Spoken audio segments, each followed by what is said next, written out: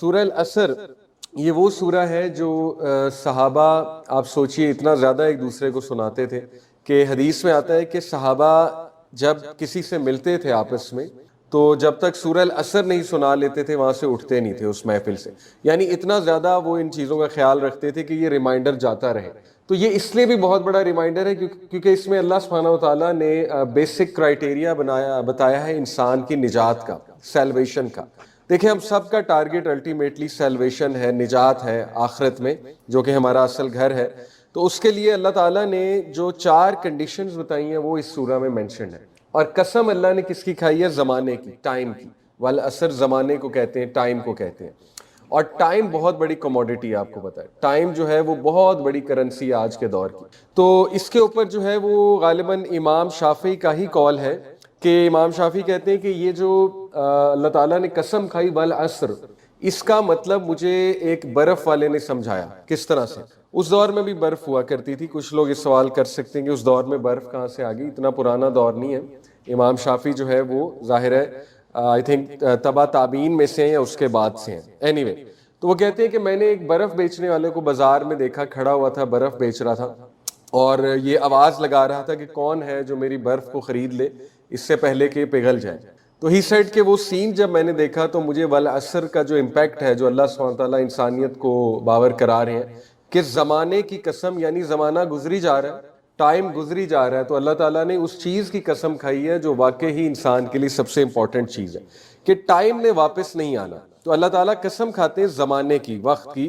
ان الانسان لفی خسر، تمام انسان خسارے میں ہے. تو یہ خسارہ جو ہے بہت بڑا ہے. ظاہر ہے خسارے سے یہاں پہ مراد ہے کہ قیامت والے دن حساب کتاب میں شاید وہ پاس نہ ہوں اگر یہ 4 چیزیں نہیں ہیں ان میں. الا الذین آمنوا، پہلی شرط ایمان. اب دیکھیں یہ بہت بڑی شرط ہے اور یہ بالکل ویلڈ شرط ہے. جب اللہ خالق ہے کائنات کا اور ہمیں بنانے والا ہے اور مالک ہے، کنگ ہے، ٹھیک ہے نا، تو اللہ تعالیٰ ظاہر ہے انسانوں سے یہ ڈیمانڈ تو کرے گا کہ اس پر ایمان لے کر آئیں، اللہ رب العالمین پر ایمان لے کر آئیں. دیکھیں نا، آپ کہیں جاب کرنے جائیں اور وہاں کے سی او کو ہی نہ مانیں، اتھارٹی کو ہی نہ مانیں، تو اٹ ڈزنٹ میک سینس. اب کچھ لوگ یہ سوال کرتے ہیں نا کہ نہیں جی دیکھیں اللہ نے ہمیں بنایا تو یہ شرط کیوں رکھی ہم اس پر ایمان لے کر آئیں. یہ ایک illogical سوال ہے. ایک بادشاہ کی غیرت ہے یہ کہ بادشاہ نے آپ کو مطلب اتنا کچھ دیا ہے. ایک خالق کی غیرت ہے کہ اس نے آپ کو تخلیق کیا. آپ اپنے ماں باپ کو کہیں ہم آپ کو نہیں مانتے، جنہوں نے آپ کو پال پوس کے بڑا کیا آپ ان کو منہ پر کہہ دیں ہم آپ کو نہیں مانتے، ہمارا آپ سے کوئی تعلق نہیں ہے، نہ ہم آپ کی بات مانیں گے. تو اٹ ڈزنٹ میک سینس. تو اللہ تعالیٰ نے پہلی جو شرط رکھی وہ یہ ہے کہ ایمان جو لاتے ہیں. اور یہ اس لیے نہیں ہے، دیکھیں یہ ہم سوچ سکتے ہیں کہ دیکھیں کیا اللہ تعالیٰ جو ہے، کچھ لوگ سوال کرتے ہیں نعوذ باللہ، جیسے ایک بندہ ہوتا ہے نا اس کو بہت زیادہ تعریف پسند ہوتی ہے. اللہ کو پسند ہے اپنی تعریف، لیکن اس سینس میں نہیں جو نارسزم والی چیز ہے. یہ اس سینس میں ہے کہ یہ ایمان لانا تمہارے ہی کام کی چیز ہے، تمہارے لیے ہی بہتر ہے. کیونکہ جب تک تم اللہ اور باقی چیزوں پر ایمان نہیں لے کر آؤ گے زندگی صحیح سے نہیں گزار سکتے. تو یہ بہت ویلڈ شرط ہے. الا الذین آمنوا، سوائے ان کے جو ایمان لائے، وعملوا الصالحات، اور جنہوں نے نیک اعمال کیے. عمل الصالحات کی پوری پھر ایک لسٹ ہے، انشاءاللہ آج ہم ڈسکس کریں گے. دیکھیں عمل الصالحات تو یہ بھی ہے کسی کی مدد کر دینا، کوئی آپ سے کوئی چیز مانگنے آئے اسے وہ چیز دے دینا، ٹھیک ہے نا. اسی طرح نماز پڑھنا، ذکر کرنا، یہ سارے عمل الصالحات میں آتے ہیں. وتواصوا بالحق کی، اور ایک دوسرے کو حق کی تلقین کی. وتواصوا بالصبر، اور ایک دوسرے کو صبر کی تلقین کی. یہ 4 چیزیں انشاءاللہ تعالی ہم ڈسکس کریں گے ڈیٹیل میں. اب دیکھیں سب سے پہلا جو پوائنٹ ہے ایمان. ایمان کیا ہے اور اس کے تقاضے کیا ہیں، انشاءاللہ تعالی اس پر ہم بات کرتے ہیں. اور یہ شرط کیوں ہے؟ دیکھیے اگر آپ غور کریں کبھی تو شرک سارے ایول کی روٹ کاز ہے. آپ دیکھیں کہ جب اللہ تعالیٰ کے کانسیپٹ سے انسان پھرتا ہے اور توحید سے انسان دور جاتا ہے تو وہیں سے ساری خرابیاں شروع ہوتی ہیں. پرانے دور میں چلے جائیں تو دیکھیں انسان نے کبھی بتوں کی عبادت کی، کبھی چاند ستاروں کی عبادت کی، یعنی ایسی چیزوں کی عبادت کی جو نہ رسپونڈ کر سکتے ہیں اور جو انسانوں کے اپنے ہی کریٹڈ چیزیں ہیں. اس سے کتنا شر پھیلا، کتنی ڈس یونٹی پھیلی، اس سے کتنی برائیوں نے جنم لیا، اس سے ذات پات کا سسٹم پورا نکلا. جیسے آپ دیکھیں ہندوازم میں ان کے مختلف خدا ہیں اور ہر جو ذات پات ہے اس سے منسلک ایک خدا ہے اور ہر کام سے منسلک ایک خدا ہے. تو دیکھیں یہ انسانیت کے لیے کنفیوژن کریٹ ہو گئی کہ خدا اصل میں ہے کون، اور ہم نے اصل میں دعا کس سے کرنی ہے، کام کس سے کروانا ہے۔ تو یہ شرط بہت ویلڈ شرط ہے کہ جب تک تم ایمان نہیں لاؤ گے تم لوگ خسارے میں ہی رہو گے۔ اور کن چیزوں پہ ایمان نہیں لاؤ گے؟ دیکھیں، آمنت باللہ وملائکتہ وکتبہ ورسلہ والیوم الآخر والقدر خیرہ وشرہ من اللہ۔ یہ 6 چیزیں، اللہ پر، رسولوں پر، کتابوں پر، ملائکہ پر، روز آخرت پر، اور قدر پر، تقدیر پر، اس کے اچھے اور اس کے برے دونوں پر۔ اچھے پر تو ہم ایمان رکھتے ہیں، لیکن جب کچھ حادثہ ہو جاتا ہے تو تب ہم پینک ہو جاتے ہیں۔ تو یہ ایمان بھی رکھنا کہ دونوں چیزیں اللہ کی طرف سے ہیں۔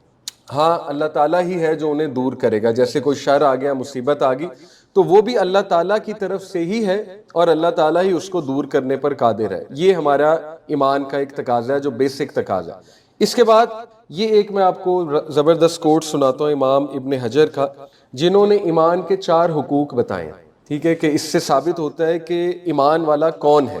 پہلا حق انہوں نے بتایا ایمان کا ہے تقوی۔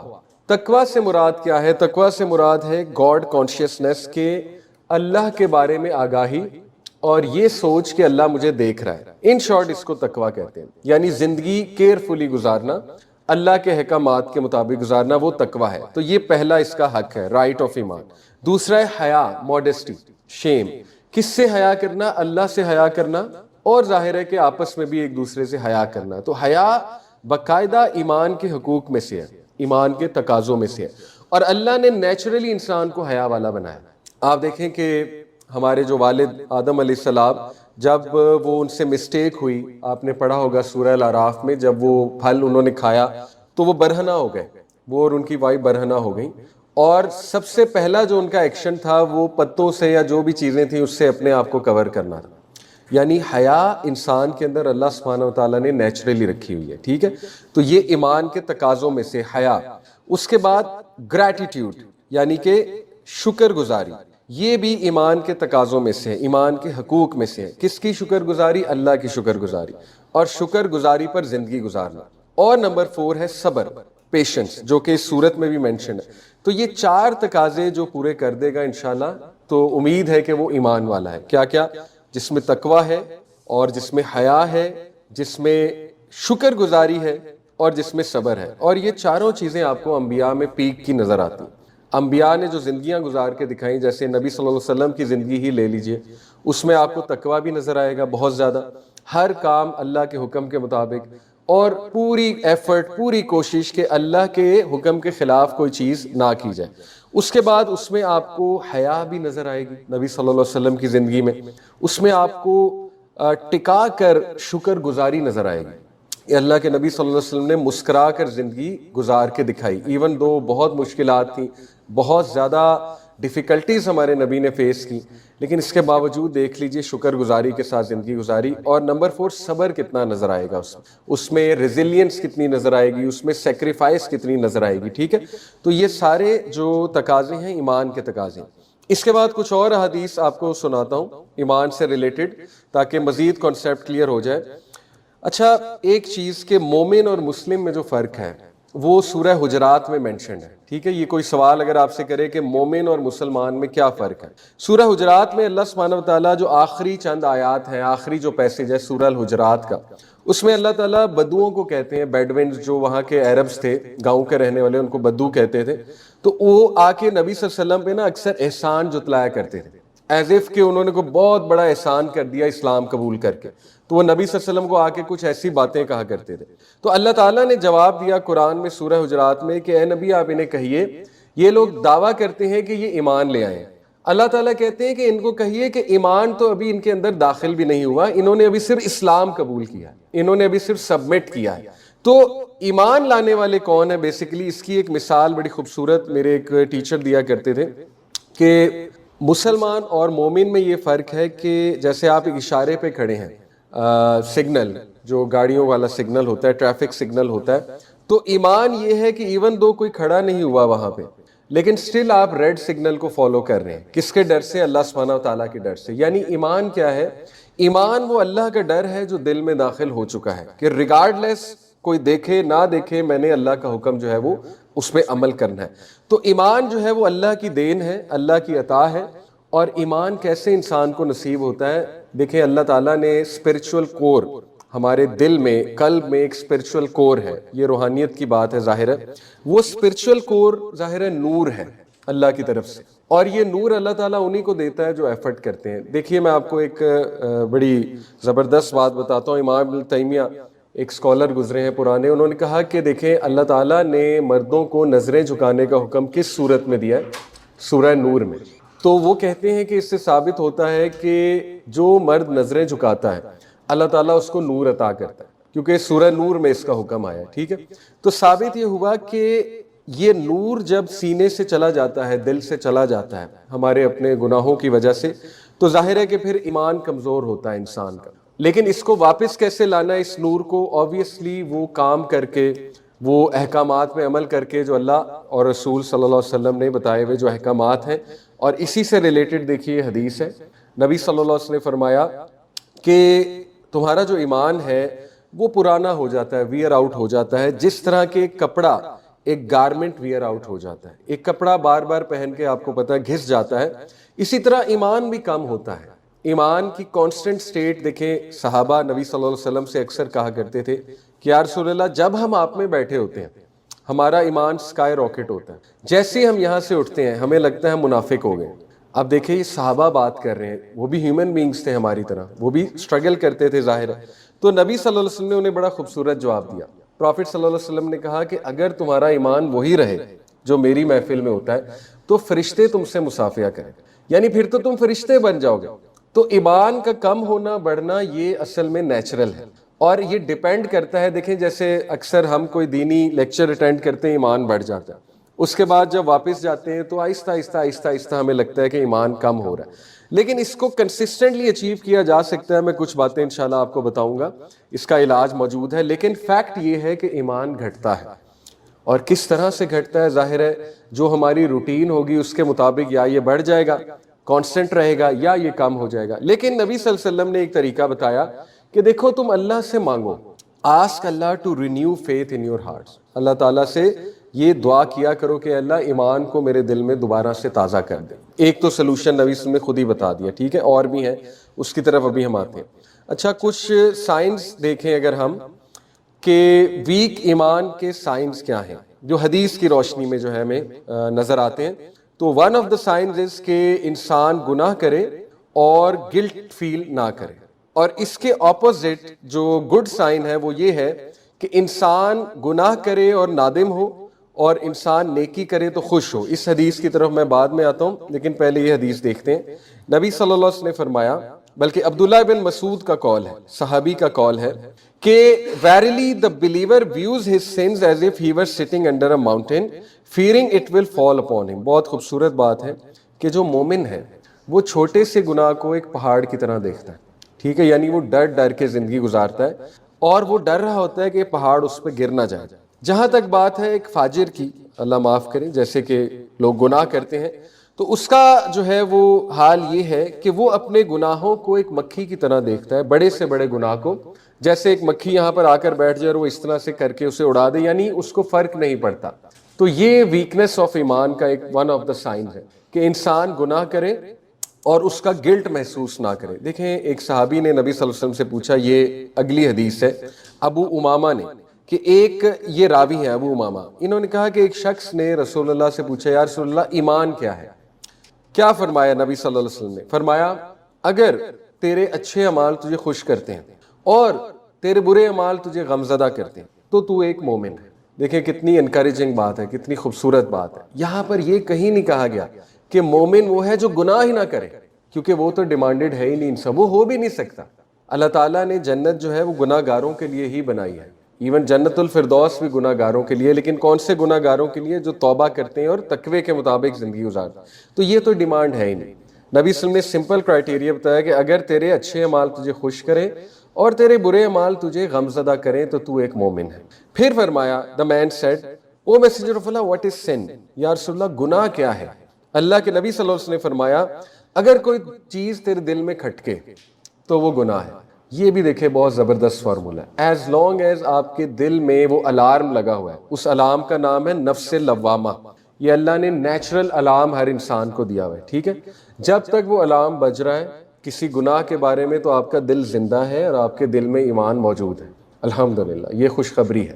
لیکن خدا نہ خواستہ اگر وہ الارم نہیں بج رہا اور گناہ آپ کو اٹریکٹ کر رہا ہے، دیکھیں گناہ کو اٹریکٹ کرنے سے یہ مطلب نہیں ہے، گناہ نیچرلی اٹریکٹ ہی کرتا ہے۔ جیسے مثال کے طور پہ آپ کو پتا ہے کہ کچھ چیزیں ہمیں بہت اٹریکٹ کرتی ہیں جو گناہ والی چیزیں ہیں، یہاں پہ اٹریکٹ سے یہ مراد نہیں، اٹریکٹ سے مراد ہے کہ آپ گناہ کر کے خوش ہوتے ہیں باقاعدہ، تو پھر تو یہ کام خطرناک ہے، ٹھیک ہے؟ پھر تو اس کا مطلب ہے کہ دل سے ایمان جا رہا ہے۔ لیکن گناہ کر کے آپ کو ریگریٹ ہو، آپ غم زدہ ہو اور آپ کو سیڈنس ہو، ظاہر ہے آپ کو غم زدہ ہو آپ، تو یہ پھر اچھی بات ہے، اور یہ کم از کم اس بات کا پروف ہے کہ کوئی نہ کوئی خیر موجود ہے اور دل میں کہیں نہ کہیں ایمان رائی کے دانے برابر انشاءاللہ تعالیٰ موجود ہے۔ کیونکہ دیکھیں نبی صلی اللہ علیہ وسلم نے فرمایا کہ جس کے دل میں رائی کے دانے کے برابر بھی ایمان ہوگا اللہ تعالیٰ اسے جہنم سے ضرور نکال لے گا۔ یہ بھی دیکھیں کتنی خوشائن بات ہے، ایون دو جہنم میں ایک سیکنڈ کے لیے بھی جانا وہ ناقابل برداشت ہے، لیکن سٹل ایمان کی اتنی قدر ہے کہ رائی کے دانے برابر بھی ہے تو انشاءاللہ اللہ تعالیٰ ضرور اسے جنت میں داخل کرے گا۔ اچھا، یہ ایک بہت زبردست بات ہے ایمان کے حوالے سے کہ ایمان کی ایک اور نشانی یہ ہے کہ آپ اللہ کی خاطر چیزوں کو چھوڑ دیں۔ یہ اصل میں بہت آپ کہہ لیجئے ایک دلیل ہے اس بات کی کہ آپ کے دل میں ایمان بھی ہے اور اللہ تعالیٰ سے محبت بھی ہے۔ دیکھیں جب آپ کسی سے محبت کرتے ہیں ان کے لیے بہت کچھ کرتے ہیں، اور میں آپ کو مثال دیتا ہوں کہ جب ہمارا کسی سے دل لگ جاتا ہے تو اس شخص کی خاطر یا اس لڑکی کی خاطر، عورت کی خاطر ہم بہت کچھ قربان کرتے ہیں، یعنی جو وہ کہتے ہیں ہم کرتے ہیں، اپنی روٹینز کو چینج کر لیتے ہیں، اپنی زندگی کے فیصلوں کو چینج کر لیتے ہیں، ٹھیک ہے نا؟ کوئی چیز چھوڑنی ہو ان کی خاطر چھوڑ بھی دیتے ہیں۔ لیکن یہی ڈیمانڈ اللہ سبحانہ و تعالیٰ، ظاہر ہے اللہ تعالیٰ انسانوں سے سوال کرتا ہے کہ اگر تم مجھ سے محبت کرتے ہو سچی تو میری خاطر بھی چیزوں کو چھوڑو، اور یہ اس حدیث میں منشنڈ ہے۔ نبی صلی اللہ علیہ وسلم نے فرمایا کہ جو انسان اللہ کی خاطر کسی چیز کو چھوڑے گا اللہ تعالیٰ اس کو اس سے بہتر چیز عطا کرے گا۔ دیکھیں اللہ تعالیٰ جو ہے وہ بادشاہ ہے کائنات کا، اللہ تعالیٰ کی خاطر ہو نہیں سکتا کوئی انسان کوئی حرام کام چھوڑے اور اللہ تعالیٰ اس کے بدلے میں اسے بہت اچھا حلال نہ عطا کرے۔ تو اس کی کئی مثالیں موجود ہیں۔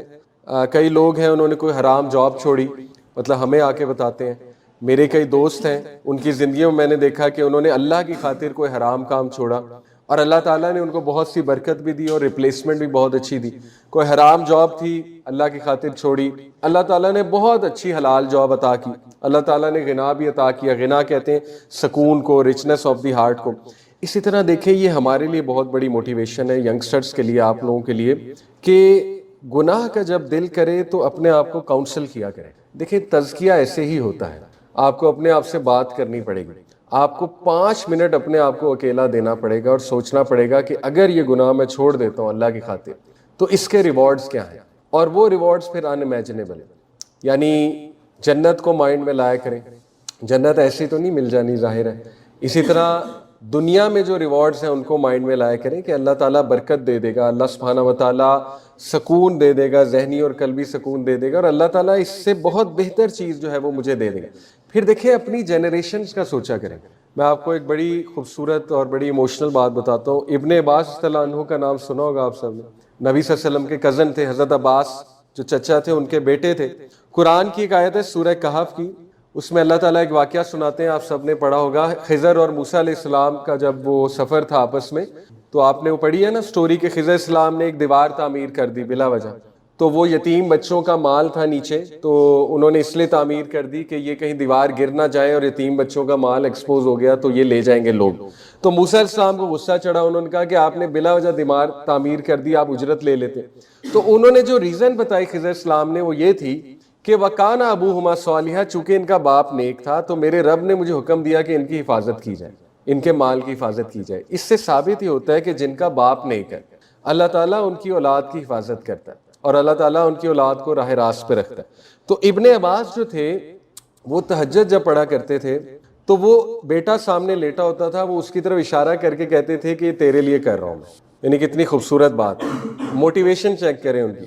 وہ کہتے تھے یہ میں سب تیرے لیے کر رہا ہوں، تیرے لیے اس لیے کر رہا ہوں کہ اگر تیرا باپ نیک ہوگا تو تیری زندگی اچھی ہوگی، تیری آنے والی جو ہے وہ تیرا مقدر اچھا ہوگا.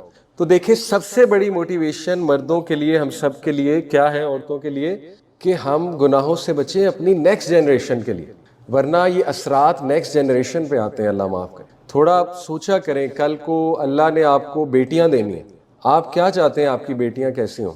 ٹھیک ہے، یہ سوچنا چاہیے انسان. کل کو اللہ نے آپ کو بیٹے دینے ہیں، آپ کیا سمجھتے ہیں آپ کے بیٹے کیسے ہونے چاہیے؟ اور آپ کو کیا لگتا ہے کہ کیا ہمارے اعمال، ہمارے گناہ کے اثرات اولاد پہ نہیں آئیں گے، گھر پہ نہیں آئیں گے؟ ڈیفینیٹلی وہ نیگیٹیوٹی تو آتی ہے. بہرحال باقی اللہ تعالیٰ سے نیک اولاد ہی مانگنی چاہیے. تو یہ کچھ میں نے آپ کو طریقے بتائے ہیں کہ جو موٹیویشن کے طور پہ آپ استعمال کر سکتے ہیں اللہ کی خاطر کوئی چیز چھوڑنے کے لیے. ٹھیک ہے، تو یہ جگرا اپنے اندر لانا پڑتا ہے، اور یہ طاقت، یہ کریج اپنے اندر لانی پڑتی ہے کہ اللہ کی خاطر میں اس چیز کو خیر آباد کہتا ہوں یا کہتی ہوں، اور اللہ کی خاطر چھوڑتا ہوں.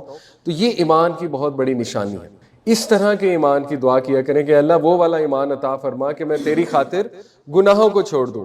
تو یہ آپ کو اپنے سے دیکھیں بات کرنی ہوگی. رات کبھی اکیلے بیٹھیں، 5 منٹ اپنے آپ سے کنورسیشن کریں کہ یہ چیز کا مجھے فائدہ کیا ہے. خدا نہ خواستہ اگر کسی گناہ میں ملوث ہیں، اگر تو اپنے آپ سے سوال کیا کریں کہ اس کا مجھے فائدہ کیا ہو رہا ہے، بلکہ یہ چیز مجھے نقصان ہی پہنچا رہی. اور اگر اللہ کی خاطر میں اس کو چھوڑ دوں تو دیکھیں اس کے کتنے فوائد ہیں. اور ڈرے نہ کسی سے، اللہ تعالیٰ پہ توکل کریں.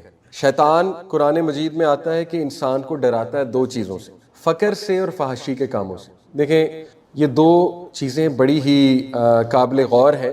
فقر سے اس طرح ڈراتا ہے کہ کبھی کبھی انسان کو حرام کام کر رہا ہوتا ہے تو وہ اس کو ڈراتا ہے کہ اگر تم یہ حرام کام چھوڑ دو گے تو تم فقر کا شکار ہو جاؤ گے، تم غربت کا شکار ہو جائے گا. یہ تو چلے امپلائمنٹ سے ریلیٹڈ.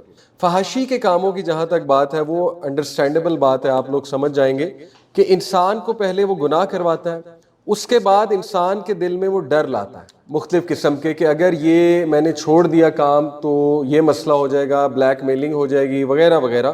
تو یہ 2 اس کے حربے ہیں جس سے وہ انسان کو ڈراتا ہے. تو ڈرنے کی بات نہیں ہے، شیطان کے جو جال ہیں وہ بہت ویک ہیں، اور اللہ کی مدد بہت بڑی بات ہے، بہت بڑی بات ہے. تو اس لیے اللہ کی مدد آپ کے ساتھ آ جائے تو پھر کوئی بھی آپ کو شکست نہیں دے سکتا، کوئی بھی آپ کے خلاف کچھ نہیں کر سکتا. ایز لانگ ایز آپ کے اللہ کے ساتھ معاملات ٹھیک ہیں، انشاءاللہ سارے معاملات آپ کے ٹھیک چلیں گے. ٹھیک ہے، تو یہ چند ایک چیزیں ایمان کے حوالے سے میں نے آپ کے ساتھ ذکر کی. اسی طرح یہ حدیث دیکھ لیتے ہیں. نبی صلی اللہ علیہ وسلم نے فرمایا، سنن ابن ماجہ کی حدیث ہے کہ be devout and you will be the most pious of people. تابع داری کرو. ڈیواؤٹ کا مطلب ہے تابع دار بن جاؤ، کس کے؟ اللہ کے، اور تم نیک بن جاؤ گے. پھر کہا be content and you will be the most grateful of people. خوش رہا کرو، تسلی رکھا کرو، یعنی شکر گزاری کے ساتھ زندگی گزارو تو تم شکر گزار بن جاؤ گے. پھر کہا love for people what you love for yourself and you will be a believer.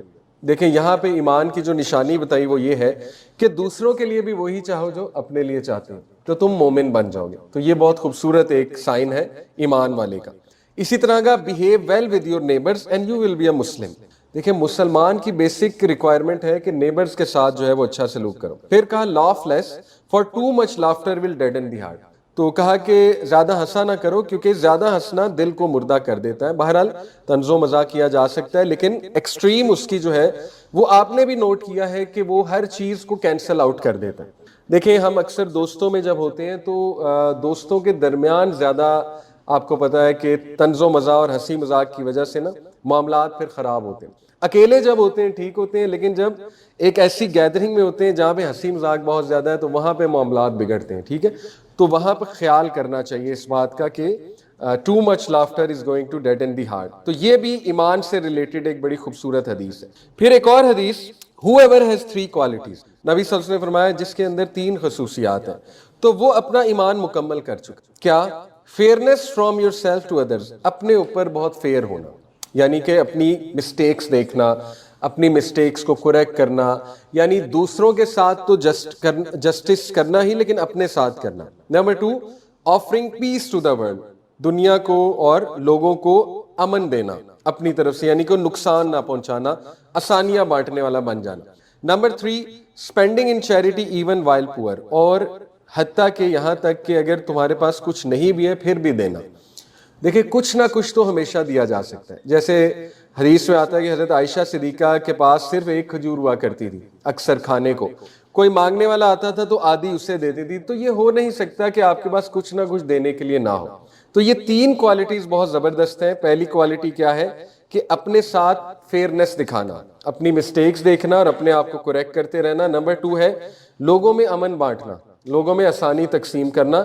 اور نمبر 3 کیا ہے کہ چیریٹی کرتے رہنا, یہاں تک کہ ایون تم پور بھی ہو تو چیریٹی کرتے رہنا کوئی نہ کوئی. اب ہم ڈسکس کر لیتے ہیں جی, یہ تو چند ایک چیزیں میں نے ایمان کے حوالے سے آپ کے سامنے رکھی, ٹھیک ہے. اب ہم ڈسکس کرتے ہیں کہ وہ چیزیں جو ایمان کو خطرے میں ڈالتی ہیں. اوبیسلی ہم نے ان چیزوں کی طرف بھی دیکھنا ہے.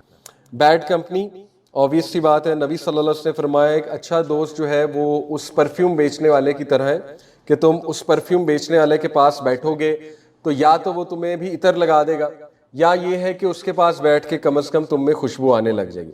اور ایک برے کمپنی کی, برے ساتھی کی مثال ایسی ہے کہ جیسے کہ ایک بلیک سمتھ ہے جو کوئلے کے ساتھ یا کوئلے کو جو ہے وہ انگار کے تلوار بناتا ہے یا جو بھی چیزیں بناتا ہے, تو جب تم اس کے پاس جا کر بیٹھو گے تو تم سے بدبو آنے لگے گی یا تمہارے کپڑے جل جائیں گے, ٹھیک ہے, اس کے پاس بیٹھنے سے. تو اس حدیث سے ثابت ہوتا ہے کہ کمپنی کا انسان پہ بہت زیادہ افیکٹ ہوتا ہے. دوسرا میوزک اینڈ موویز, یہاں پہ میری اسپیشلی مراد اس میوزک اور ان موویز سے ہے جو آپ سمجھ گئے ہیں جن میں ایسی نازیبا چیزیں ہوتی ہیں جو ایمان کے لیے بہت بڑا خطرہ ہوتی ہیں, جو ٹریگر ہوتا ہے بہت بڑا. آپ کو بھی پتا ہے جس طرح آج کل کے گانے بن رہے ہیں, ان کی ویڈیوز بن رہی ہیں, ٹھیک ہے نا, پھر موویز ہیں اس میں جو پروفینٹی اور سینز ہوتے ہیں, تو ڈیفینیٹلی آپ کو سمجھ ہے کہ وہ چیزیں ایمان کے لیے بہت بڑا خطرہ ہوتی ہیں. مکسنگ اپ سے یہاں پہ مراد ہے انٹر جینڈر مکسنگ, یہ بھی ایمان کے لیے خطرے کی چیز ہوتی ہے. اسی لیے اسلام نے اس کے اصول بیان کیے ہیں کہ مرد اور عورت میں اختلاط نہیں ہونا چاہیے بلکہ ایک گیپ ہونا چاہیے, اور جتنا آپ مکس اپ ہوں گے اتنا ایمان کو خطرہ ہے. obvious سی بات ہے. انوی, حسد ایمان کو اس طرح سے کھا جاتا ہے جس طرح سے دیمک لکڑی کو کھا جاتی, یہ حدیث کے الفاظ ہیں, ٹھیک ہے. تو یہ 4 چیزیں خصوصاً حدیث میں ان کا تذکرہ ہے. بیڈ کمپنی اور میوزک اور موویز سے مراد ہے لہو الحدیث یا لغو. یہ قرآن مجید میں آتا ہے نا کہ لوگوں میں سے کچھ ایسے ہیں, سورہ لقمان کی آیت نمبر 6 ہے, اللہ کہتے ہیں لوگوں میں سے کچھ ایسے ہیں جو اللہ تعالیٰ کے کلام کو اگنور کر کے لہو الحدیث کو پرچیز کرتے ہیں. لہو الحدیث کی تفسیر میں آتا ہے سنگنگ گرلز, ابن مسعود کہتے ہیں, اور اس طرح کی جو چیزیں جو خرافات ہیں. مکسنگ اپ میں نے آپ کو بتایا مرد اور عورت کا آپس میں اختلاط, اور انوی حسد. سفیان الثوری ایک اسکالر ہے, ان کا کوٹ ہے کہ there is nothing that corrupts a person or rectifies him more than his companion, کہ ایک ساتھی انسان کا سب سے زیادہ اسے کرپٹ بھی کر سکتا ہے یا سب سے زیادہ اسے سدھار بھی سکتا ہے. اس لیے بی کیئرفل کہ آپ کا ساتھی کون ہے. ابن حجر کہتے ہیں, یہ بھی ایک اسکالر گزرے ہیں, کوئی بھی گناہ چھوٹا نہیں رہتا when accompanied by persistence. کچھ لوگ کہتے ہیں نا چھوٹا گناہ اور بڑا گناہ کیا ہے, تو انہوں نے ایک تعریف بیان کی. انہوں نے کہا کہ کوئی بھی سن چھوٹا نہیں رہتا جب اسے ریپیٹیٹیولی کیا جائے, اور کوئی بھی گناہ بڑا نہیں ہوتا جب کہ اس کی معافی مانگ لی جائے. تو بہت خوبصورت بات ہے, ٹھیک ہے. اگر ایک گناہ ایون دو وہ چھوٹا بھی ہے لیکن آپ ریپیٹیٹیولی کر رہے ہیں تو وہ بڑا گناہ بن جاتا ہے. مثال کے طور پر اگر ایک انسان کو جھوٹ بولنے کی عادت ہو گئی ہے لیکن وہ اب بولتا رہتا ہے, کنسسٹنٹلی بولتا رہتا ہے, فراڈ کرتا ہے, جھوٹ بولتا ہے, لوگوں کو دھوکہ دیتا ہے, تو وہ ایک میجر سن بن جاتا ہے, وہ ایک بڑا گناہ بن جاتا ہے, ٹھیک ہے. اسی طرح ایک انسان جو ہے وہ بد نظری کرتا ہے لیکن اس لیول کی نہیں جو بہت بڑا میجر سن ہے, لیکن چلتے پھرتے چھوٹی موٹی بد نظری ہو جاتی ہے لیکن پرسسٹنٹلی کرتا ہے, تو پھر وہ بھی بڑا گناہ بن جاتا ہے. یہ اس کی تعریف ہے چھوٹے گناہ اور بڑے گناہ کی, تو اس کا بھی ہم نے خیال رکھنا ہے. تو یہ جی چند ایک باتیں. اور میوزک کے حوالے سے دیکھیں کچھ اقوال بہت زبردست ہیں, اور میں نے آپ کو ایک بار پہلے بھی بتایا تھا میوزک کے حوالے سے کہ دیکھیے جو ماڈرن میوزک ہے نا, یہ ڈسکشن کہ میوزک حرام ہے کہ حلال ہے, یہ تو ایک فقہی ڈسکشن ہے, اور اس پہ بہت سے آپ کو پوڈ کاسٹ اور لیکچرز آن لائن مل جائیں گے یوٹیوب پہ. یہ علماء کے درمیان ایک ڈسکشن ہے, لیکن ریسٹ ایشورڈ ماڈرن میوزک تو حرام ہے, اس پر تو دوسری کوئی رائے نہیں, کیونکہ the kind of lyrics and the kind of tunes they are making اور the kind of videos they are making, اس میں تو دوسری رائے ہی کوئی نہیں ہے, ٹھیک ہے. تو یہ ابن القیم کا جو کوٹ ہے کہ ایک گانے کا اور قرآن کی محبت ایک دل میں نہیں رہ سکتی, یہاں تک کہ یا تو قرآن گانوں کو نکال دے گا آپ کے دل سے یا گانے قرآن کو آپ کے دل سے نکال دیں گے. اور یہ آزمائی ہوئی بات ہے, ڈسکریج ہونے کی ضرورت نہیں ہے. دیکھیں ہر کوئی اسٹرگل کرتا ہے, آئی انڈرسٹینڈ, لیکن یہ صرف ایک تزکیے کے حوالے سے آپ کو کوٹ سنا رہا ہوں کہ یہ بات حقیقت ہے. میں نے خود بھی یہ بات اپنی اسٹوڈنٹ لائف میں وٹنس کی کہ واقعی ایسے ہوتا ہے. دیکھیں جب آپ نماز کے لیے کھڑے ہوتے ہیں تو گانا چلنے لگ جاتا ہے مائنڈ میں, ٹھیک ہے نا, تو یعنی وہ اتنا ایڈکٹیو ہوتا ہے, اس کی ٹون اتنی ایڈکٹیو ہوتی ہے کہ اس کو مائنڈ سے نکالنا پھر بڑا مشکل ہو جاتا ہے. تو دیکھیں نا, جو چیز آپ کی نماز خراب کر رہی ہے, جو قرآن کی محبت کو آپ کے دل سے نکال رہی چیز, وہ کیسے حلال ہو سکتی؟ سوچنے کی بات ہے, ٹھیک ہے. اسی طرح ابن القیم نے کہا کہ singing and music is worse and more harmful than stories of emperors because it directs one to adultery and fornication. یہ ہے اصل بات. دیکھیں وہ والا میوزک اسپیشلی جو ایڈلٹری, زنا اور فورنیکیشن کی طرف انسان کو لے جائے. تو ماڈرن جو گانے ہیں آپ کے سامنے ہیں, آپ ہپ ہاپ, ریپ اور یہ باقی جو پاپ میوزک ہے, لیڈی گاگا اینڈ اسٹف, اور یہ بالی ووڈ کے جو سانگز ہیں, دے آر آل اباؤٹ حرام ریلیشنز, گلوریفائنگ حرام ریلیشنز, ٹھیک ہے نا, glorifying girl friend culture, boy friend culture. تو یہ میں نے آپ کو لو کے ٹاپک میں بھی بتایا تھا کہ کسی دور میں موویز چلو ایٹ لیسٹ یہ تو اینڈ دکھاتی تھی نا کہ دونوں کو پیار ہوا اور اینڈ میں شادی ہو گئی, لیکن اب تو وہ لیو ان ریلیشن شپ کو گلوریفائی کر رہے ہیں اپنی موویز میں. اب تو وہ افیئرس کو گلوریفائی کر رہے ہیں اپنی موویز میں. اب تو وہ ملٹیپل پارٹنرز کے ساتھ ریلیشن کو گلوریفائی کر رہے ہیں. اب تو بات بہت آگے نکل چکی. اب تو L G B T Q agenda چل رہا ہے. اب تو وہ لو از لو, ظاہر ہے سیم سیکس کے حوالے سے بھی موویز بن رہی ہیں. اب تو بات بہت آگے چلی گئی ہے. تو یہ آپ کے سامنے ہے کہ کیا ہو رہا ہے, ٹھیک ہے. تو اس لیے اپنے آپ کو بچانا ہی چاہیے. اپنے آپ کو ان چیزوں سے دور رکھنے میں ہی حکمت ہے, اور اپنے آپ کو ان چیزوں سے دور رکھنے میں ہی انسان کی نجات ہے. تو یہ باتیں ڈسکریج کرنے کے لیے آپ کو نہیں بتائی جا رہی, بلکہ اس لیے بتائی جا رہی کہ آپ اپنے آپ کو بچائیں انشاءاللہ, کیونکہ یہ چیزیں کوئی دوسری رائے نہیں کہ انسان کے دل میں گناہ کی ایک, آپ کہہ لیجئے ایک شوق پیدا کرتی ہیں چیزیں. جو لیرکس ہم سنیں گے وہ بالکل اسی طرح ہیں جیسے قرآن ہمیں ایک میسج دیتا ہے کہ نیکی کرو اور اچھا بننے کی کوشش کرو, اسی طرح میوزک کا ایک میسج ہے. اور وہ میسج امام القیم آپ کے سامنے ایک کوٹ ہے کہ ایڈلٹری اور فورنیکیشن کا میسج ہے. ڈیفینیٹلی آپ دیکھیں کہ ہماری جو جنریشن ہے وہ اتنا زیادہ ہارڈ وائرڈ ہو چکی ہے, ہمارا جو برین ہے وہ اتنا زیادہ ہارڈ وائرڈ ہو چکا ہے حرام ریلیشن میں لذت کے لیے, کہ شادی کرا کے لوگوں کو مزہ نہیں آتا. اس کی وجہ یہ ہے کہ دیکھیں شادی کو کبھی بھی گلوریفائی کر کے موویز میں نہیں دکھایا گیا.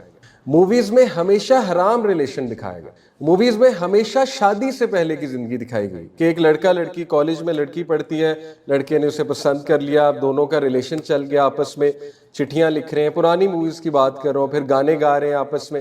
تو دیکھیں ہمارا برین ہارڈ وائرڈ ہوا ہے حرام ریلیشن کے لیے. شادی کے بعد وہ دکھاتے ہیں چٹھیاں لکھنا, شادی کے بعد دکھاتے ہیں کہ دونوں گانے گا رہے ہیں, شادی کے بعد کبھی انہوں نے دکھایا کہ دونوں میں محبت کتنی قائم ہو گئی ہے اور کتنی اچھی شادی جا رہی. ہمیشہ حرام ریلیشن دکھایا. اس لیے شادی کرا کے بھی کچھ لوگ جو ہے وہ حرام ریلیشن کی طرف جاتے ہیں, کیونکہ انہیں وہ ڈوپامین ہی نہیں مل رہی, ٹھیک ہے, جس کے لیے ان کا برین ہارڈ وائر ہوا ہوا ہے.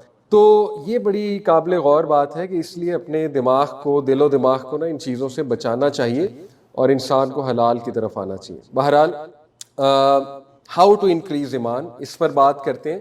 Reading and pondering over the Quran, کوئی اس میں دوسری رائے نہیں ہے. قرآن مجید وہ کتاب ہے جو پہاڑوں کو ہلا دیتی ہے.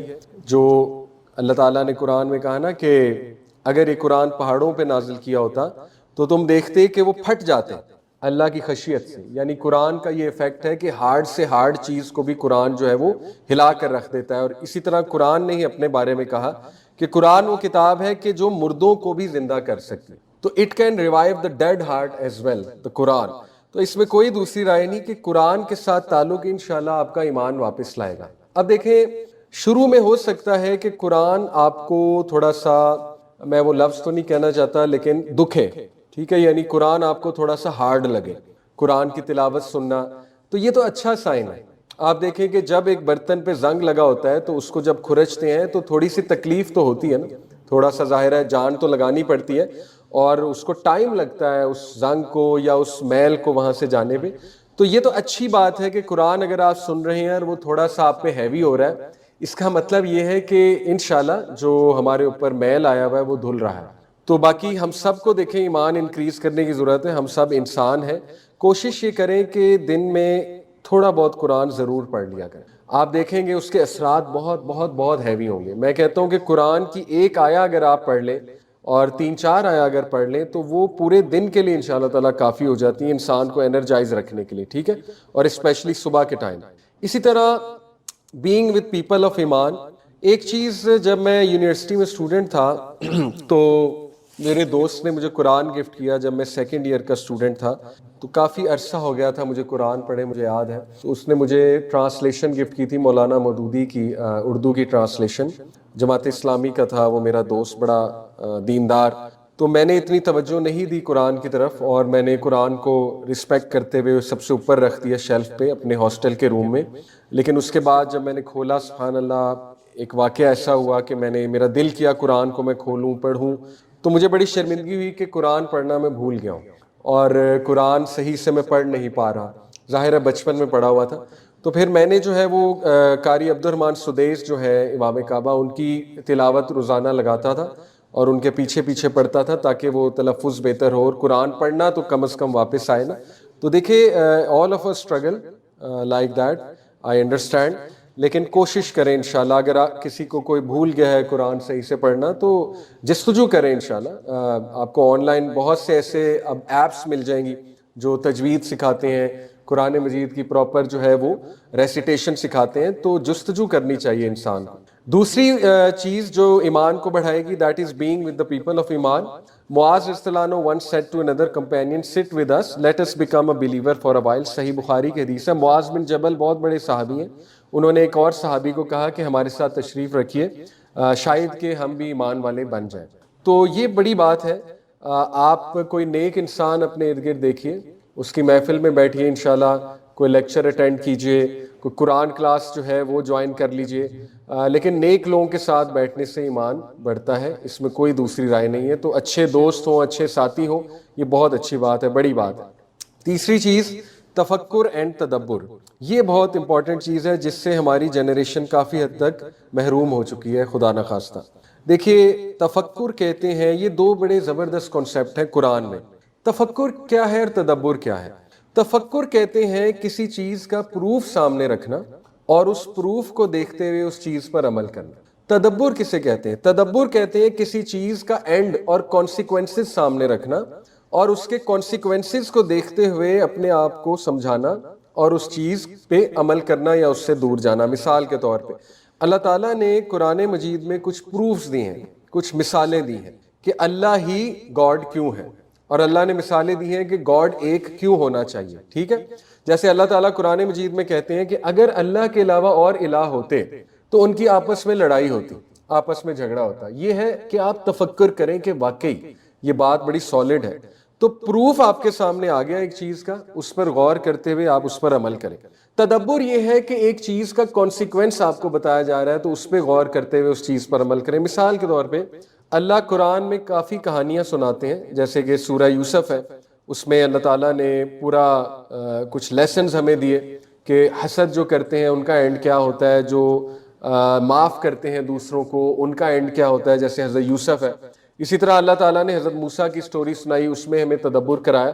تو قرآن میں کافی ایسی چیزیں ہیں جن پہ آپ تدبر کر کے انشاءاللہ تعالیٰ ایمان والا بن سکتے. تو تفکر اور تدبر کب ہوتا ہے؟ دیکھیں، جب آپ ٹائم نکال کے غور و فکر کرتے ہیں، اور غور و فکر سے ہماری جنریشن انفارچونیٹلی بہت دور جا چکی، کیونکہ ہمارے پاس غور و فکر کا ٹائم نہیں ہے. ہم ہر وقت موبائل یوز کرتے ہیں، جس کی وجہ سے غور و فکر کا جو ٹائم ہے وہ سارا موبائل لے رہا ہے. تو میں آپ سے کہتا ہوں کہ کم از کم رات کو صرف 5 منٹ بیٹھ کے نا اکیلے میں سوچا کریں، تھوڑا سا تفکر اور تدبر کیا کریں کہ میں کہاں جا رہا ہوں، کہاں جا رہی ہوں، اور مجھے کیا کرنا چاہیے. تو یہ بھی ایمان بڑھانے کے کچھ آپ کہہ لیجئے طریقے ہیں کہ انسان بیٹھ کر تفکر اور تدبر کیا کرے. مثال کے طور پہ دیکھیں، اگر آپ میں نماز کی موٹیویشن نہیں ہے تو تھوڑا تفکر اور تدبر کیجئے. میں کچھ ریزنز آپ کے سامنے رکھتا ہوں جن پہ تفکر اور تدبر کیا جا سکتا. نماز سے نمبر 1 فزیکل پیورٹی آتی ہے. آپ وضو کریں گے، آپ ایکٹیو ہو جائیں گے، آپ کی ناک دھل جائے گی، ٹھیک ہے نا، آپ کلی کر لیں گے، آپ کا چہرہ دھل جائے گا، ایک انرجی آ جائے گی. اور وضو جو ہے وہ ایسی فیلڈ لٹرلی کریٹ کر دیتا ہے آپ کے ارد گرد کے شیاطین قریب نہیں آ سکتے. تو یہ ایک فزیکل پیورٹی ہے. اسپرچول ڈوز ہے نماز بہت بڑی. آپ نماز پڑھیں گے تو سجدہ جب کریں گے کوئی نہ کوئی روحانیت تو بلڈ ہوگی, ظاہر ہے. رکوع کریں گے, سجدہ کریں گے, اسپرچول ڈوز آئے گی. اسٹریس ریلیزر ہے بہت بڑا. دیکھیں نماز آپ پڑھیں گے تو اندر سے آواز آئے گی کہ مزہ آ رہا ہے, سکون مل رہا ہے, اور ایک اسٹریس ریلیز ہو رہا ہے. جب آپ سجدہ کریں گے, جب آپ مصلی کی جگہ پر کھڑے ہوں گے تو آپ کو یہ احساس ہوگا کہ اب میں سب سے زیادہ سیف جگہ پر کھڑا ہوا ہوں یا کھڑی ہوئی ہوں. ٹھیک ہے, تو یہ اسٹریس ریلیزر ہے. کنیکٹس یو ٹو اللہ, اللہ سے کنیکٹ کر لے گا انسان کو. میں نے ایک نماز کے ٹاپک میں, آپ کو یاد ہوگا, میں نے آپ کو نماز کا ٹاپک بھی پڑھایا تھا, یاد ہے آپ لوگوں کو؟ اس میں میں نے ایک چیز کا ذکر کیا تھا جی, ہاں جی, اسٹریس مینجمنٹ تھرو نماز بھی پڑھایا تھا اور نماز کا جنرل ٹاپک بھی پڑھایا تھا. اس میں نے ایک چیز آپ کے سامنے رکھی تھی کہ دیکھیں کوئی یہ سوچ سکتا ہے کہ میں تو کانسٹنٹ اسٹیٹ آف گناہ میں ہوں, میں نے نماز پڑھ کے کیا کرنا. یہ شیطانی وسوسہ. اس کا آنسر یہ ہے کہ سپوز آپ کانسٹنٹ اسٹیٹ آف گناہ میں ہیں, آپ کو بہت بڑے گناہ میں مبتلا ہیں, اللہ نہ کرے, لیٹ سپوز آپ کو بہت بڑا گناہ کر رہے ہیں اور کیے جا رہے ہیں. کیا پتا آپ نماز پڑھیں ہو, آپ کی آخری نماز ہو اور آپ بخشے جائیں.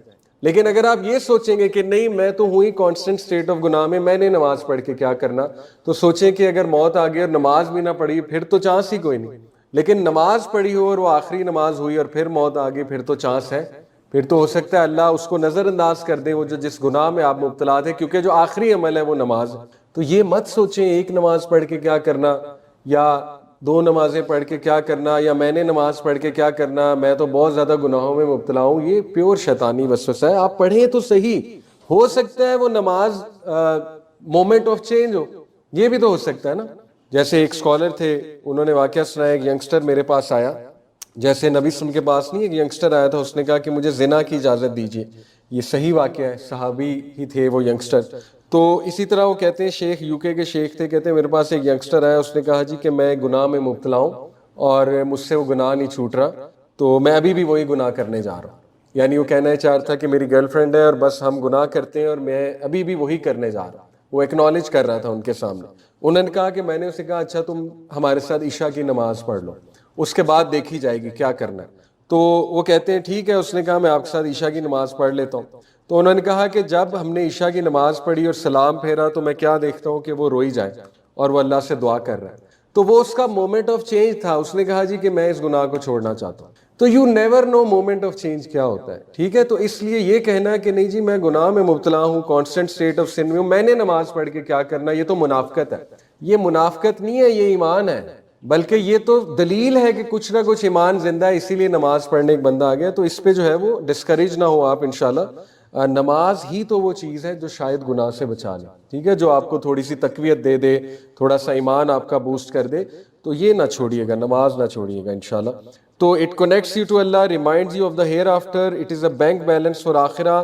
اس کے میڈیکل بینیفٹس کتنے ہیں, ایون دو ہم میڈیکل بینیفٹس کے لیے نہیں پڑھتے, ہم تو اللہ کے ذکر کے لیے پڑھتے ہیں, بٹ اسٹل اس کے میڈیکل بینیفٹس ہیں. Eliminates loneliness, community based mindset بنتا ہے, جب بندہ مسجد میں جاتا ہے خوش ہوتا ہے, بردرہڈ قائم ہوتی ہے, لوگوں سے ملتا ہے, ٹھیک ہے نا, وغیرہ وغیرہ. سیرینٹی ہے, پیشنس ہے, پیس ہے. تدبر اور تفکر کریں کہ یہ چیز کیسے اگنور کی جا سکتی جس کے اتنے فائدے ہیں.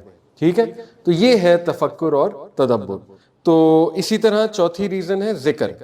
جو شخص ذکر کرتا ہے اس کی میں آپ کو حدیث سناتا ہوں, تو اس سے بھی ایمان بہت بوسٹ ہوتا ہے. نبی صلی اللہ علیہ وسلم نے, ایک شخص تھے عبداللہ ابن بسر, وہ پوچھتے ہیں, وہ کہتے ہیں کہ ایک شخص نبی صلی اللہ علیہ وسلم کے پاس آیا, اس نے کہا یا رسول اللہ اسلام کے لاز میرے لیے بہت زیادہ ہو رہے ہیں, تو کوئی ایسی چیز بتا دیجئے جس کو میں تھام لوں اور وہ کروں تو میرا ایمان بھی برقرار رہے اور مجھے بہت ثواب بھی ملے. تو نبی صلی اللہ علیہ وسلم نے کہا کہ اپنی زبان کو ذکر کے ساتھ تر کر لیں. تو یہ بڑی خوبصورت حدیث ہے کہ ان صحابی نے یہ سوال پوچھا تھا کہ یا رسول اللہ اسلام کے بہت سے احکامات ہیں, تو مجھے کوئی ایک چیز بتا دیں جس کو میں پکڑ لوں. ٹھیک ہے, کہ اسلام میں چیریٹی کرنا بھی ہے, صدقہ خیرات کرنا بھی ہے, اسلام میں صلہ رحمی بھی ہے, بہت سی چیزیں ہیں, تو آپ مجھے کوئی ایک چیز بتا دیں جس سے میرے تمام معاملات ٹھیک ہو جائیں, تو وہ ہے ذکر.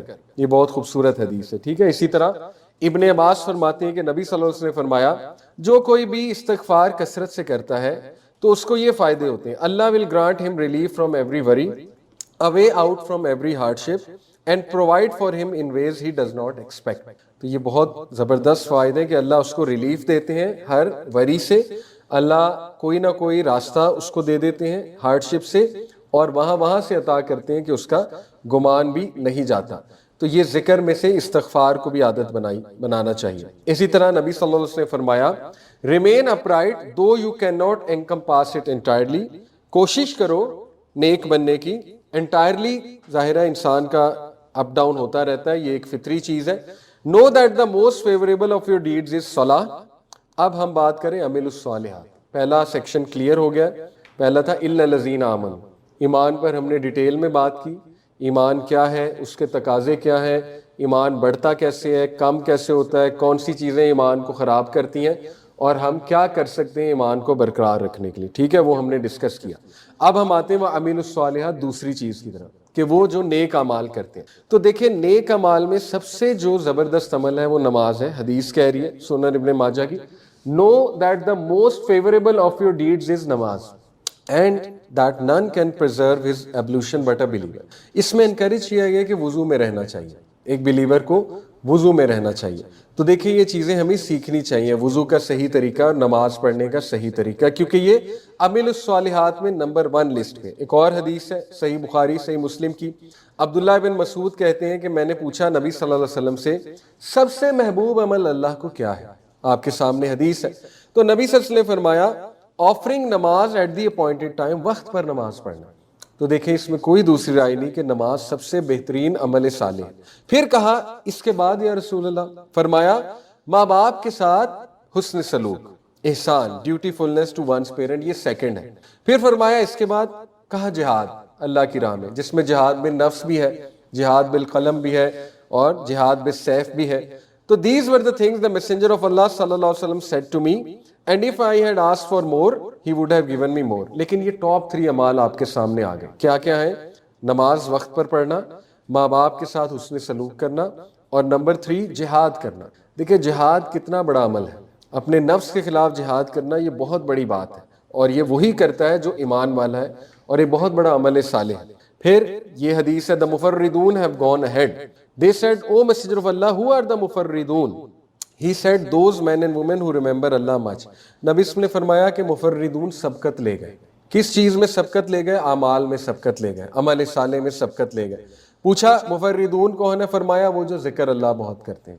تو اس لیے ذکر جو ہے یہ بہت زبردست چیز ہے. دیکھیں ذکر میں سے میں آپ کو بتاتا ہوں، اتنا ٹائم نہیں لگتا، ہمارا دین بڑا ایفیشینٹ ہے، ہمیں ایفیشینٹ اذکار بتاتا ہے. ٹھیک ہے، نبی صلی اللہ علیہ وسلم نے فرمایا جو کوئی بھی سبحان اللہ و بحمدہ 100 بار کہے مارننگ اور ایوننگ، صبح اور شام میں، تو اس کے جو گناہ ہیں مائنر سنس جو ڈیلی انسان کرتا ہے وہ مٹا دیے جائیں گے، یہاں تک کہ وہ سمندر کی جھاگ کے برابر بھی.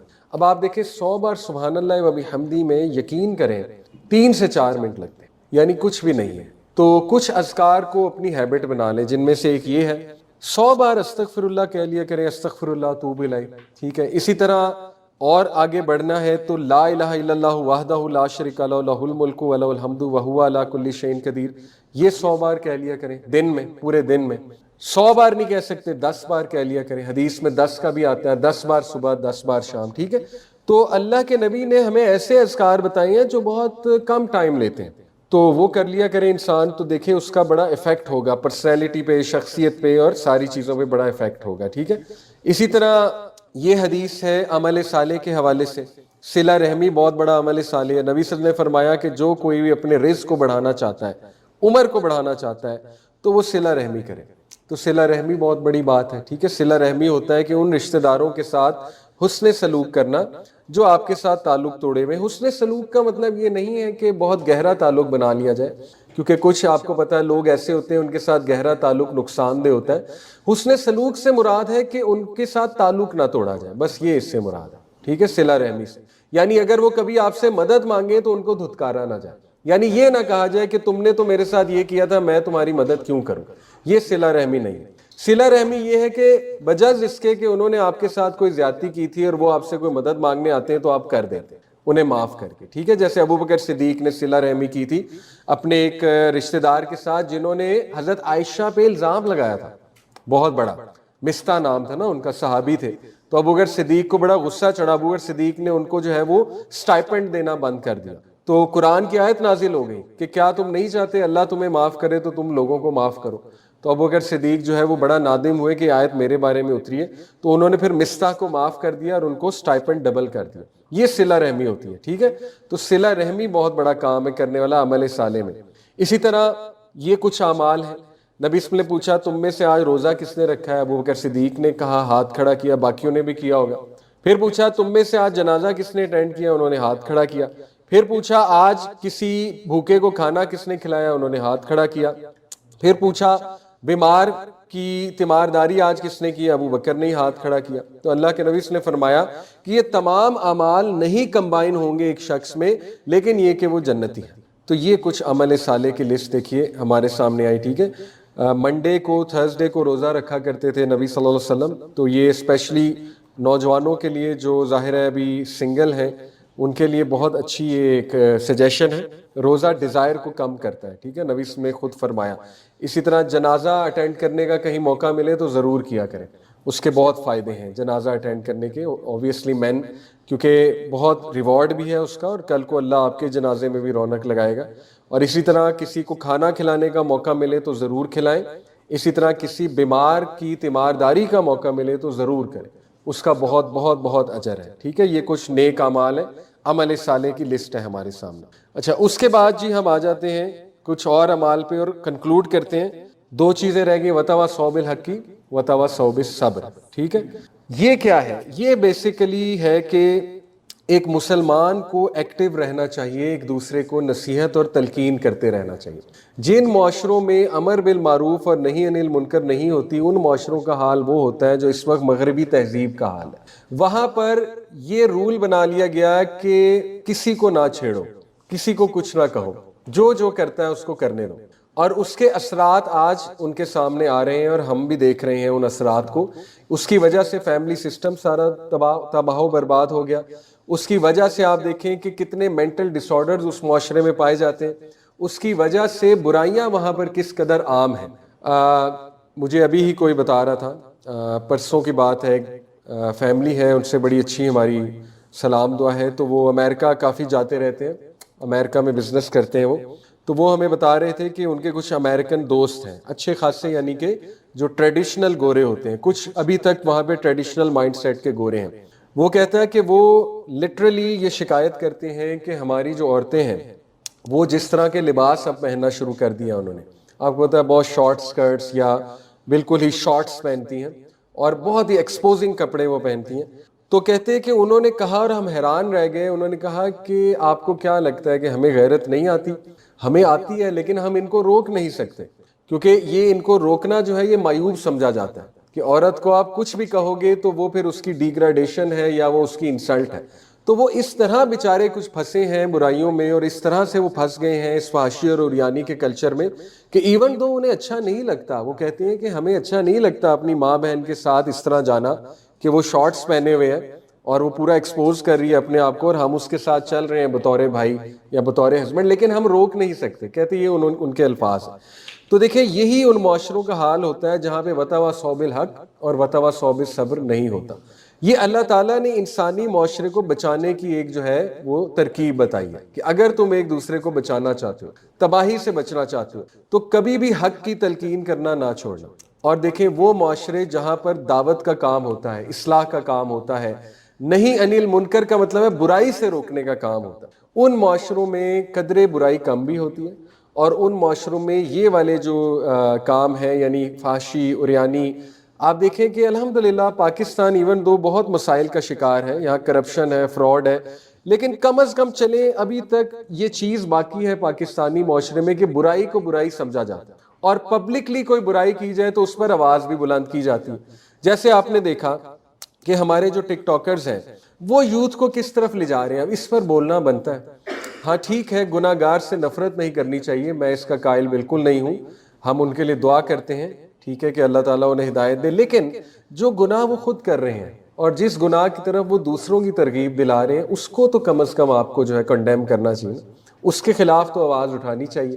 اور کئی لوگ اٹھاتے ہیں, آپ نے دیکھا ہے, to name one, doctor Affan Qaiser, زیادہ تو نہیں میں نے سنا لیکن اکثر کلپ گزر جاتا ہے نظروں سے کہ وہ اکثر اس پہ بات کر رہے ہوتے ہیں.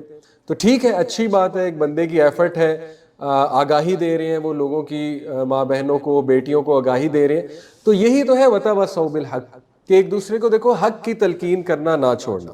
تو بطور مرد دیکھیں، خصوصاً میرا مردوں سے میں مخاطب اس لیے، اور سسٹر سے بھی، آپ لوگوں نے مائیں بننا ہے، آپ لوگوں نے باپ بننا ہے، تو باپ جو ہے وہ قوام ہوتا ہے، گھر کا لیڈر ہوتا ہے، تو حق پر چلنا کبھی نہ چھوڑیے گا بطور لیڈر، حق کی ہی ترغیب دیجیے گا اپنی اولاد کو، اپنے بچوں کو، ٹھیک ہے نا، حلال کمائی کی ترغیب دیجیے گا، جیسے ماشاءاللہ آپ کے ماں باپ نے ڈیفینیٹلی، ہم سب کے ماں باپ نے ہمیں ترغیب دلائی کہ بیٹا حرام کی طرف نہ جانا، ٹھیک ہے، ہمارے کلچر میں الحمدللہ یہ ترغیب دلائی جاتی کہ حرام کام نہ کرنا، ہم کم میں خوش ہیں لیکن تم کبھی حرام کوئی کمائی نہ لے کر آنا اس گھر میں، تو اچھی بات ہے، یہی تو ہے وتواصوا بالحق اور وتواصوا بالصبر۔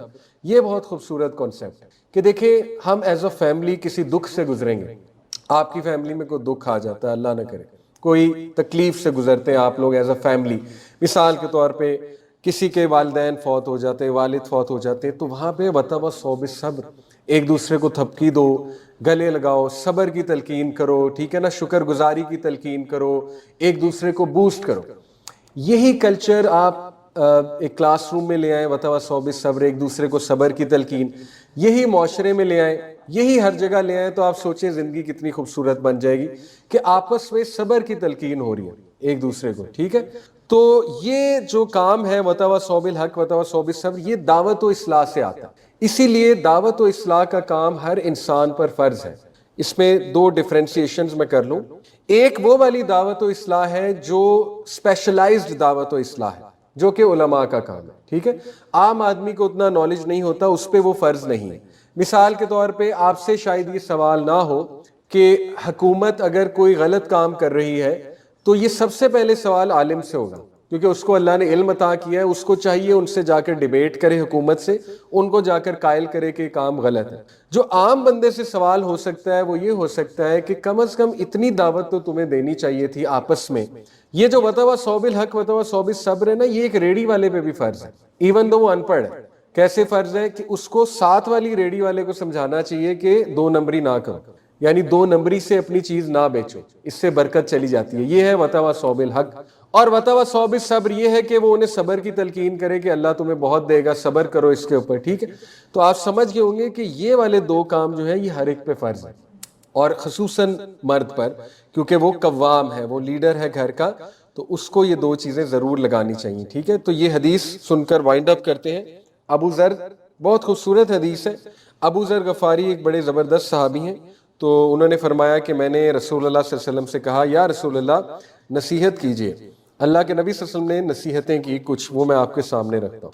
I advise you to be mindful of Almighty Allah, for it will beautify all of your affairs۔ فرمایا کہ ابو ذر میں آپ کو نصیحت کرتا ہوں کہ اللہ کا تقوی اختیار کیجئے۔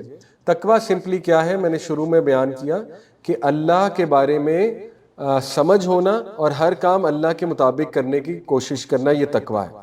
دوسرا، انہوں نے کہا اور بتائیے یا رسول اللہ۔ نبی صلی اللہ علیہ وسلم نے فرمایا you must recite the Quran and remember almighty Allah. دیکھیں وہی لسٹ ہے کہ ابو ذر آپ قرآن کی تلاوت کیجئے اور ذکر اللہ کیجئے، for you will be mentioned in heaven and you will have light upon earth, آپ کو نور دیا جائے گا اور آپ کا ذکر آسمانوں میں ہوگا، ٹھیک ہے، بہت خوبصورت کام ہے کرنے کا۔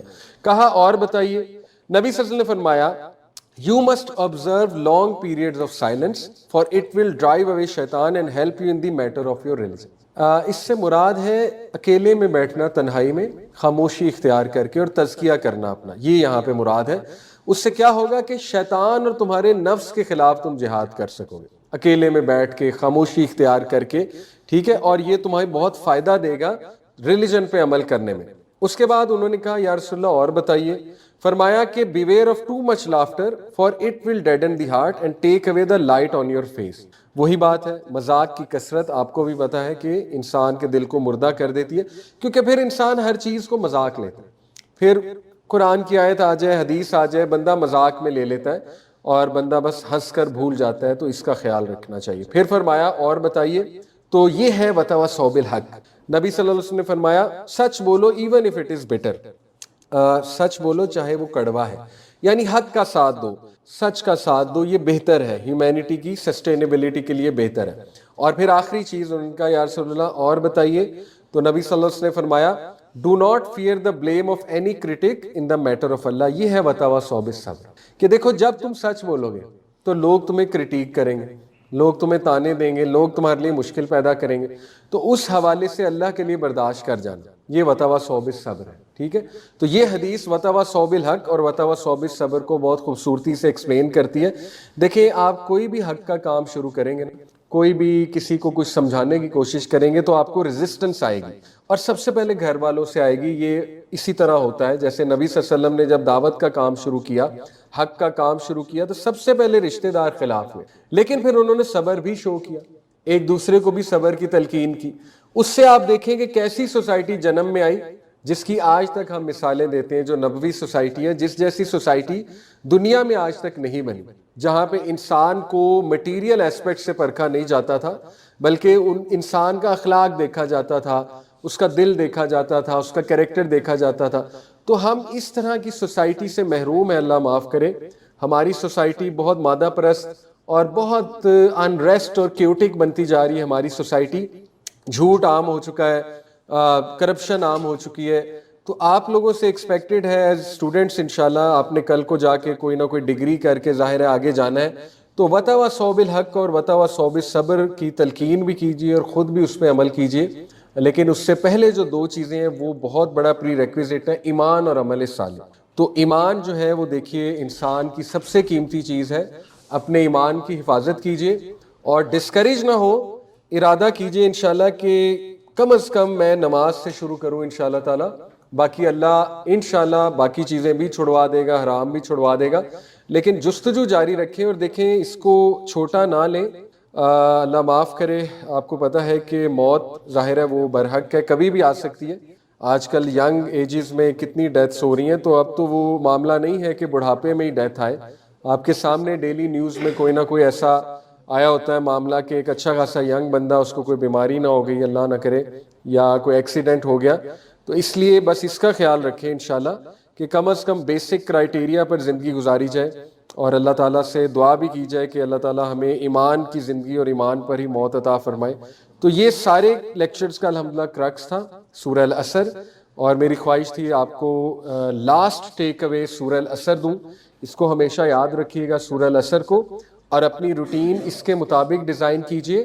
دیکھیں اپنی روٹین میں ایمان کو بوسٹ کرنے والی چیزیں لے کر آئیے, جن میں قرآن ہے, کچھ لیکچر سن لیں, کوئی پوڈ کاسٹ سن لیا, اور ان چیزوں کو نکالنے کی کوشش کیجئے جو ایمان کو خراب کرنے والی چیزیں انشاءاللہ, اور عمل صالح کی طرف آئیں, جن میں نماز ہے, ذکر ہے, صلہ رحمی ہے, اس میں پھر روزے کی ہم نے بات کی, جنازے کی بات کی, بیمار کی تیمارداری کی بات کی, اور بھی بہت سے عمل صالح ہیں. اسی طرح وتواصوا بالحق وتواصوا بالصبر. تو اللہ تعالیٰ سے دعا ہے اللہ آپ سب کو استقامت دے.